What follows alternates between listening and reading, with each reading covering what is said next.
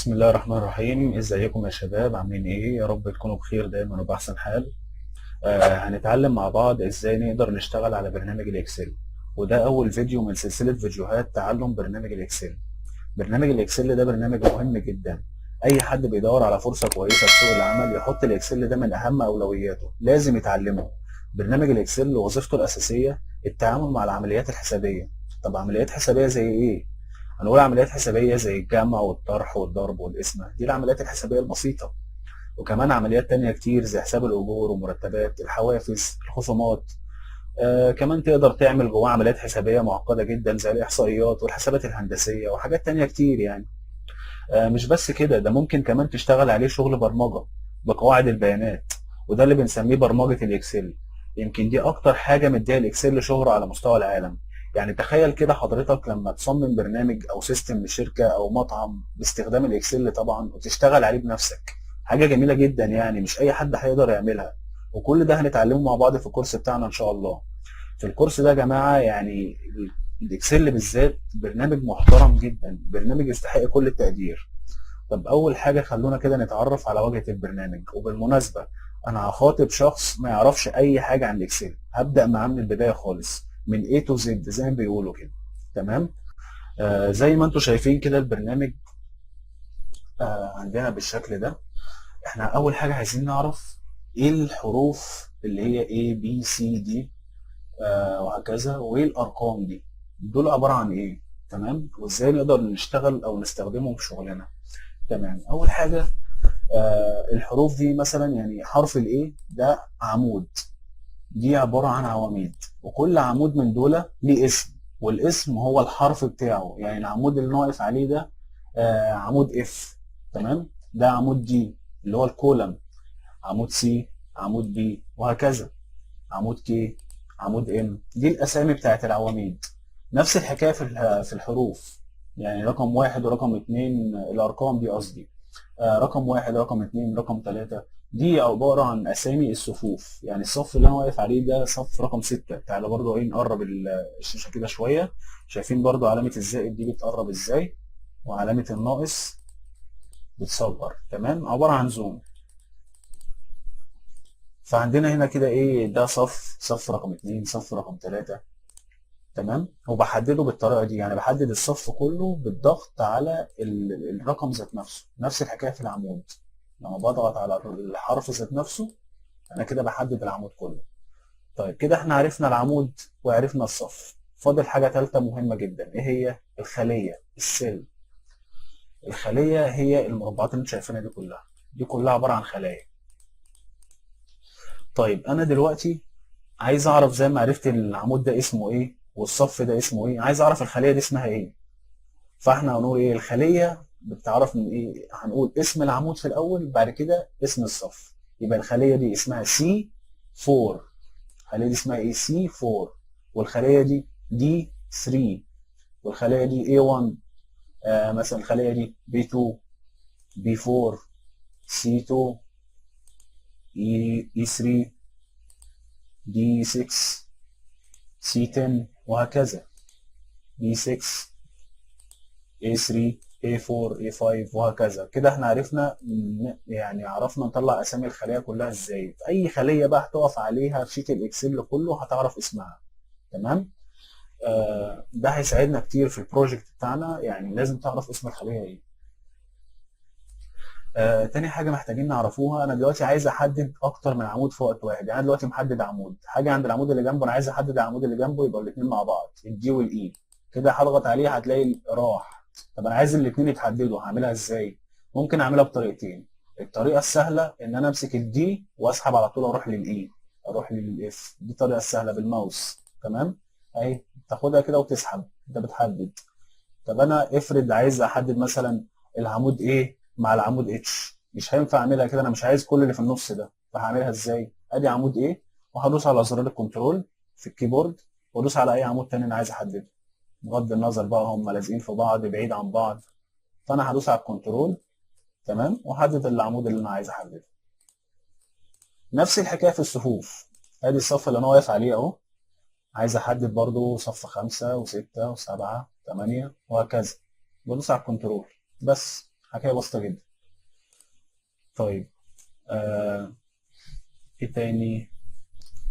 انا دلوقتي بقى تعالى عايزين دلوقتي احنا بادئين ورقه العمل بتاعتنا من الشمال لليمين. طب انا البروجكت بتاعي اللي هشتغل عليه انا عايزه يبدا من اليمين، من هنا كده، من اليمين للشمال.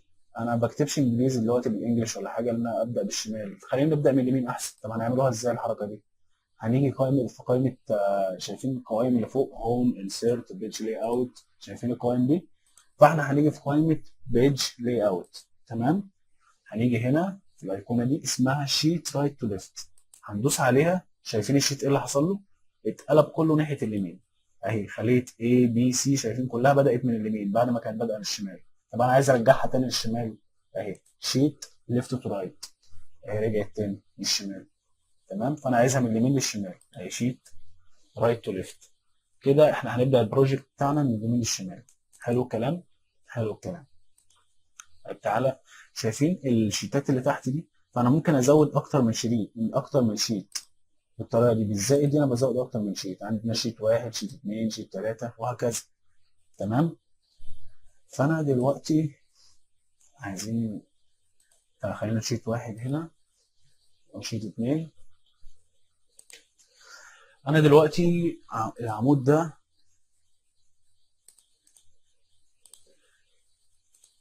انا عايز اضيف عمود ما بين عمود الاي وعمود الدي. هعملها ازاي؟ انا عايز عمود في النص. انا في حاجه هنا كنت عايز اكتبها ونسيت، يعني انا كنت في حاجه كنت عايز اكتبها ودلوقتي نسيت، فانا لازم اكتبها، لازم اعمل عمود جديد عشان اكتب الحاجه اللي انا ايه كانت ناقصه. هعملها ازاي الحركه دي؟ انا زي ما انا واقف كده على عمود الاي، هدوس هرجع لقائمه هوم. تمام. في انسيرت اهي فوق، شايفينها اهي. هدوس على انسيرت. بص اللي حصل، جاب لي عمود الاي اهو ما بين الاثنين، ما بين الدي وما بين الاف، في المكان اللي انا كنت عايزه. طب انا لو عايز عمود مكان الاف دوت، يعني ما بين الاي ما بين الجي مكان الاف، هجيبها ازاي؟ ما ينفعش اقف هنا، لو جيت هنا العمود هيجي ناحيه الشمال، العمود هيجي ناحيه اليمين اقصد، سوري. فانا عايز العمود ده يبقى مكان حرف الاف، فانا هاجي عند الجي وادوس انسيرت اهو. في طريقه تانية، ان انت مثلا هتدوس كليك يمين وانسيرت اهي تحت. فدي طريقه ودي طريقه. تمام. نفس الحكايه في الصفوف. يعني انا في الصفوف دلوقتي عايز اعمل صف فوق الصف ده، عايز صف تاني فوق الصف بتاع رقم 4، عايز اكتب فيه حاجه تانية. تمام. في مثلا تاريخ نسيته، مثلا في يوم 3، يوم 3 انا ما حطيتوش، شايفين ده يوم 2 اهو، 2 6 وبعدها 4 6. فانا عايز مثلا يوم 3 انا ما حطيتوش، فعايز اعمل صف جديد عشان اكتب فيه يوم 3 حصل فيه ايه بالظبط. هقوم جاي على رقم اللي هو الصف رقم 4، وهقوم دايس انسيرت، جالي اهو. هقدر اكتب بقى ايه 3 6 واكمل في اللي انا عايز اكمله كله. تمام. آه طيب انا دلوقتي اتعلمت ازاي اعمل العمود جديد، اعمل انشاء لعمود جديد واعمل انشاء لصف جديد. طب انا دلوقتي لو عايز احذفه خالص هحذفه ازاي؟ بنفس الطريقه زي ما دوست على انسيرت هدوس على ديليت. انا عايز اشيل العمود ده، هحدد عليه من فوق اهو، شايفين بحدد عليه بالضغط على اسم العمود، هدوس عليه اهو، كلمه ديليت فوق اهي، ديليت اتحذف. عايز اشيل العمود ده كمان، ديليت. حلو الكلام. عايز اشيل العمود ده كمان اهو، ديليت. الصف، ديليت. نفس الطريقه ممكن كليك يمين، تمام، وديليت تحت اهي، هي. تمام. طيب في حاجه تانية، انا دلوقتي الخانه بتاعت العملاء النقدي دي يعني مش عاجباني، عايز اشيلها. مش هحتاجها قوي دلوقتي في البروجكت بتاعي اللي انا شغال عليه، مش هحتاجها. وفي نفس الوقت يعني ممكن ارجع لها تاني، ممكن احتاجها في وقت تاني. فانا يعني محتار، يعني انا مش عايز احذفها، لو حذفتها افرض احتاجتها بعد كده. فانا ممكن اعمل حاجه حلوه قوي، انا ممكن اعمل لها اخفاء، هايد. تمام. بحيث ان هي مش تبقى موجوده قدامي في ورقه العمل، وفي نفس الوقت لو احتاجتها اعرف اجيبها. طب هعمل الكلام ده ازاي؟ هعلم عليها من فوق كده، تمام، هدوس كليك يمين، هايد تحت اهي. تمام. هايد. ايه اللي حصل؟ العملاء النقدي اتشالت خالص اهي، حصل لها عمليه اخفاء. لو حضرتك تلاحظ كده في الحروف A B C D E مفيش الاف مخفي في شرطتين هنا لو حضرتك تاخد بالك. تمام. يعني ايه الاف مش موجوده، بادئ مش جي على طول، يعني معنى كده الشرطتين دول معناهم ان في عمود هنا مخفي، عشان انت تفضل فاكره. تمام. طب انا عايز ارجعها تاني، عايز اعمل لها انهايد اظهار، هعمل الحركه دي ازاي؟ لازم اعلم على العمود اللي قبلها والعمود اللي بعدها الاثنين مع بعض. تمام. اعلم عليهم كده. تمام. كليك يمين انهايد، كده انا عملت لها اظهار تاني. نفس اللي انا عملته في العمود انا ممكن اعمله في اي صف. تمام. خانه الاجمال اهي مثلا، او مثلا الحاج سعد الانصاري، ده عايز اعمل له هايد. تمام. انا مش هحذفه خالص، انا لو حذفته مش هعرف ارجع له تاني، بس انا عايز اشيله دلوقتي عشان ممكن احتاجه بعدين. فانا هعمل له هايد، كليك يمين هايد اخفاء، شلته خالص اهو، انا عملت له اخفاء. عايز ارجع الحاج سعد الانصاري تاني، بصوا الارقام هنا 1 2 3 4، مفيش 5، داخل على 6 على طول. فانا عرفت هنا بين 4 و6 في صف انا خفيه، لازم ارجعه تاني. طب ارجعه تاني ازاي؟ اهو هعلم على 4 و6 الاثنين مع بعض، كليك يمين على الاثنين مع بعض انهايد، ظهر الحاج سعد الانصاري اهو. حكايه بسيطه جدا ما فيهاش اي حاجه خالص. تمام. برضو من ضمن الحاجات اللي عايزين نعرفوها في الاساسيات، ازاي نعمل رينيم للشيت اللي احنا واقفين عليه. هذا مثلا شيت 2 شيت 1، ممكن نخليهم كده نرتبوهم. يعني بص ممكن تجيب شيت 1 هنا، شايفين؟ ممكن تجيبه هنا. انا مثلا عايز شيت 1 دوت الونه ازاي؟ اهي تاب كلر، اختار اللون اللي انا عايزه، اصفر مثلا اهو، بقى شيت 1 اهو لونه اصفر. شيت 2 كليك يمين تاب كلر، لونه اخضر. شيت 3 هعمل له، بص انا عايز اخليه من اليمين للشمال، فاكرين بتتعمل ازاي؟ اهي بيج لاي اوت، شيت رايت تو ليفت، خليتها من اليمين للشمال. تمام. كليك يمين تاب كلر، اختار اللون اللي انا عايزه، اورنج مثلا اهو. او الشيت ده كمان برضه اهو، هو دلوقتي معمول له ليفت تو رايت، او انا عامله رايت تو ليفت اهو، والوان وهكذا، اختار الالوان اللي انا عايزها. انا دلوقتي بقى بدل شيت 1 شيت 2 شيت 3 والكلام ده، انا عايز اغير الاسامي. يعني مثلا انا هنا عايز، انا هعمل المشروع بتاعي هنا قائمة دخل مثلا، مصروفات، ايرادات، ميزانية، اي حاجة بغض النظر مثلا عن مسميات. فانا هكتب هنا كليك يمين، فين رينيم اهي. تمام. هقوم كاتب اللي انا عايزه، قائمة الدخل مثلا، قائمة الدخل، وانتر. هاجي على الشيت اللي بعده، شيت 2 ده مثلا هسميه يومية وارد الصندوق مثلا، رينيم يومية وارد الصندوق، انتر. خدت بالكم الفكره واضحه ازاي؟ يعني ما فيهاش اي حاجه خالص، هتقدر انت تكتب اسم البروجكت بتاعك من بره. تمام. آه نيجي بعد كده، انا دلوقتي مثلا عايز اغير حجم عمود. تمام. يعني انا ده شايف الحجم ده قد ايه، عايز اعرضه.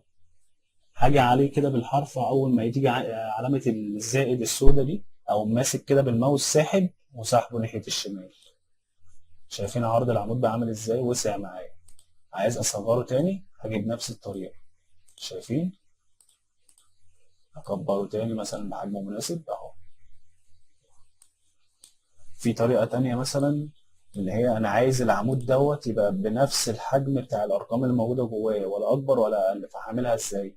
هحدد العمود كده كله من فوق، وهاجي بالزائد اللي قلنا عليها دي، بس تيجي بالحرف في الركن تحت خالص، اول ما تبقى زائد صغيره كده خالص هتدوس عليها كليكين ورا بعض، 2 كليك. شايفين اللي حصل؟ العمود صغر بقى على قد الارقام بالظبط بقى، شايفين؟ على قد اكبر رقم موجود.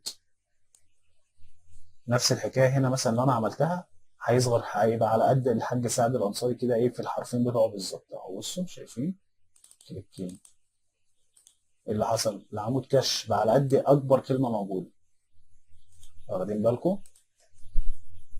نفس الحكايه أنا ممكن اعمله في الصف، ممكن اكبر الصف اوسعه واصغره تاني.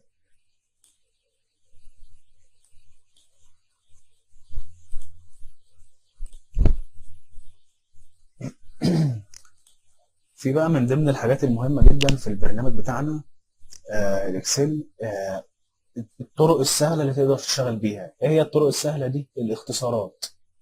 هتقول لي الاختصارات يعني ايه؟ هقول لك يعني زي كنترول اي، كنترول سي، كنترول في، كنترول زد، كنترول اس. تمام، الحاجات دي كلها انت تستخدمها، يعني هتساعدك جدا كتير في الشغل. وفي نفس الوقت يعني انا دلوقتي عايز انقل كلمه عملاء نقدي ديت، عايز انقلها الناحيه الثانيه هنا مثلا.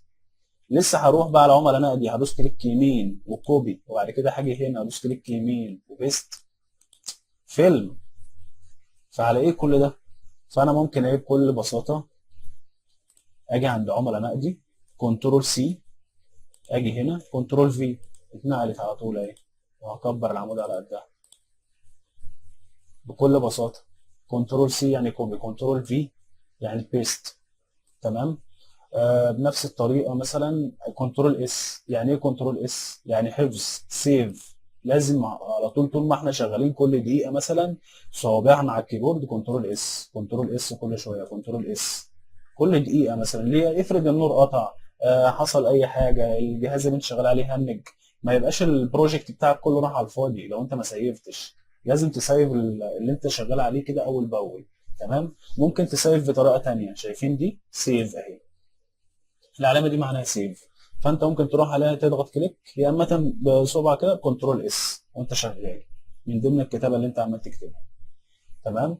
في برضه من ضمن الاختصارات كنترول ايه. كنترول ايه دوت لازمته ايه؟ ده بيحدد كل حاجه اهي، حددت ورقه العمل كلها. في طريقه ثانيه برضه لتحديد ورقه العمل كلها بدل كنترول ايه. ايه هي؟ اهي، شايفين الركنه اللي ضغطت عليها دي؟ حددت بيها ورقه العمل كلها بالشكل ده. تمام اهو، كده انا حددت ورقه العمل كلها.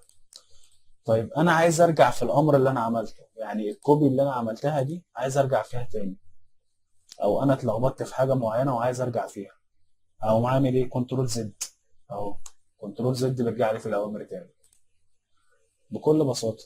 في طريقه تانية، الاندو اللي فوق دي السهمين، شايفين دي؟ بترجع الكلام تاني اهو. عايز اشيلهم تاني اهي، السهمين دول بيرجع قبل وبعد الخطوات اللي انت شغال عليها، سواء عملت غلطه معينه، عملت امر معين عايز ترجع له تاني كده يعني. حكايه بسيطه وما فيهاش اي حاجه خالص. تاني حاجه برضو من ضمن الاوامر المهمه المفروض نعرفوها، في زرارين عندك في الكيبورد، زرار اسمه الهوم وزرار اسمه اند. تمام. فزرار الهوم ده مثلا اضغط كده على زرار الهوم، ايه اللي حصل؟ جاب لك اول صف في ورقه العمل اللي انت شغال عليها.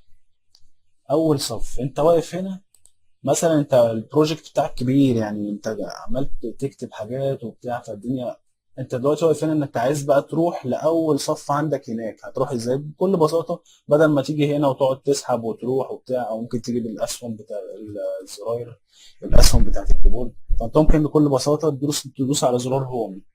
زرار هوم ده بيوصلك لاول صف. تمام. ايه تاني ممكن؟ كنترول هوم بقى، كنترول زائد هوم ده يعمل معاك ايه؟ هيجيبك، بص كنترول اهو، هوم جابك لاول سيل، اول خليه في ورقه العمل اللي انت شغال عليها، ده كنترول هوم. يبقى هوم بس، هوم بس بيجيب لك ايه؟ بيجيب لك اول خليه في الصف. اما كنترول هوم بيجيب لك اول خليه في ورقه العمل. تمام. تمام يا شباب. اخر حاجه هنتعلمها النهارده هي دمج الخلايا مع بعضيها. هتقول لي ازاي؟ يعني هقول لك مثلا عندك الخليه اللي فوق دي، شايفها؟ انا دامج الاي والبي والسي والدي، كل دول دامجهم مع بعض عشان اكتب السطر الحلو اللي فوق ده. هعملها ازاي الحركه دي؟ اهي، شايف كده؟ هتعلم اتنين مع بعض، هتيجي على قائمه هوم، دي القائمه الاساسيه اساسا، هتدوس ميرج سنتر. تمام، يعني دمج وتوسيط، دمج في الوسط. حلو الكلام. اهي بص ايه اللي حصل، المربعين الخليتين بقوا خليه واحده.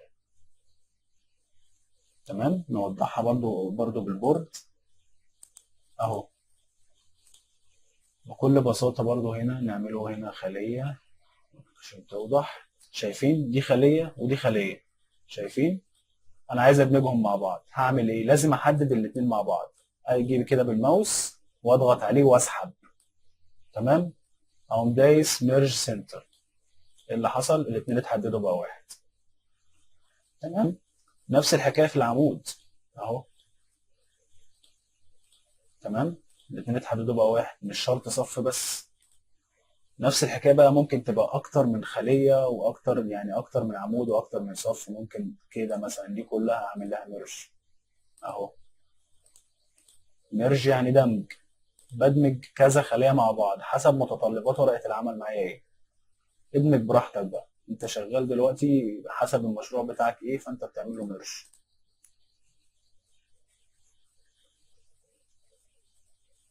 واخدين بالكم يا شباب؟ ممكن دي مثلا اعمل لها ميرج اهي، هلغي الميرج بتاعها. ايه اللي حصل؟ بقت كذا كذا خليه بعد ما كانت خليه واحده. هعمل لها ميرج تاني اهي، رجعتها ميرج تاني. تمام. بس فالحكايه سهله يعني. تعالوا هنا بقى ايه احنا دلوقتي كتبنا مثلا ارقام. الرقم ده شايفين انا عايزه في نص الخليه بالظبط. اعملها ازاي الحركه دي؟ شايفين دول اهو، انا خليتها في النص بالظبط. طب انا عايزها تيجي ناحيه اليمين اهي، تيجي ناحيه الشمال خالص اهي، تيجي في النص. طب عايزها تنزل تحت، تطلع فوق، تيجي في النص، وهكذا. طب انا عايزها في اقصى اليمين تحت، عايزها اقصى الشمال لاقصى اليسار فوق اهي، عايزها في الوسط فوق، انزلها تحت. فانت تتحكم في كل حاجه. الاكسل اللي بيخليك تقدر تتحكم في كل حاجه، ومفيش حاجه صعبه، كل حاجه سهله جدا وتافهه جدا. هي عايزه بس شويه ممارسه، وهتقدر تعمل كل اللي انت عايزه فيه ان شاء الله. تمام. وبكده يا شباب انتهى الدرس الأول من تعلم أساسيات برنامج الإكسل. وميعادنا بإذن الله في الدرس التاني هنتعلم فيها إزاي نعمل جدول زي ده بالتنسيقات اللي عليه. ما تنسوش تدعمونا بقى وتعملوا لنا لايك وسبسكرايب وشير للقناة عشان يوصل لكم مننا كل جديد إن شاء الله. كان معكم أحمد صلاح من قناة دروس أونلاين. شكرا لكم يا شباب، مع السلامة.